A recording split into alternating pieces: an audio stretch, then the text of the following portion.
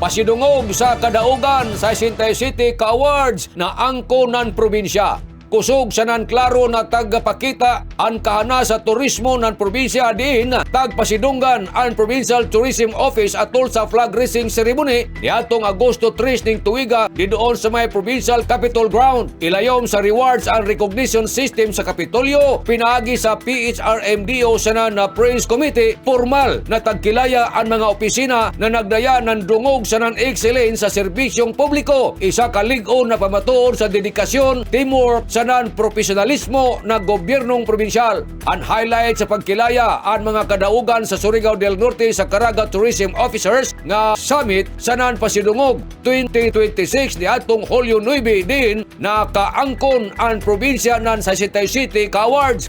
Nanguna, ang Provincial Tourism Office sa pagpasigarbo sa probinsya pinaagi sa siyam ka prestihiyoso na awards. Una, ang Tourism Month Celebration Excellence Award. Ikadua, Destination Marketing Excellence Award. Ikatuyo, Best Performing LGU DOT Accredited Frontliners. Ikaupat, Best Performing LGU DOT Accredited Tourism Related Enterprises. Ikalima, Child Safe Policy Recognition. Ikaunom, Filipino Brand Service Excellence Champion. Ikapito, Filipino Brand Service Excellence Mabuhay Excellence. Ikawalo, Training Commendation and Excellence in Training Partnership for LGUs. Ikasyam, ang Plaque of Appreciation. Tagdawat ni Miss Candice A. Amalia ang OIC sa PTO, iban sa iyang team ang pagkilaya, isa ka simbolo sa padadyo na pagpalambo ng turismo sa Surigao del Norte. Dugang sab na tagkilaya ang mga lungsod sa nan syudad na nakatampo sa historic na kadaugan. Amo ini ang Surigao City, Napuyo, General Luna 7, Claver 5, San Isidro 5, Dapa 4, Socorro 4, Alegria Tuyo, Del Carmen Tuyo, Malimuno Tuyo, Placer Tuyo, Bakwag 2, Higakit 2, Pilar 2, Burgos 1, Mainit 1, Saran Santa Monica 1. Tagtambungan ang kaliukan sa mga miyembro ng Praise Committee na sila si Mr. Oscar M. Pospia Jr., Miss Mila B. Lisondra, Miss Clarissa P. Ganinin, saran si Miss Nilda Riza E. Habinis, iban usab ni Attorney Rice Faith Recabo ang Provincial Administrator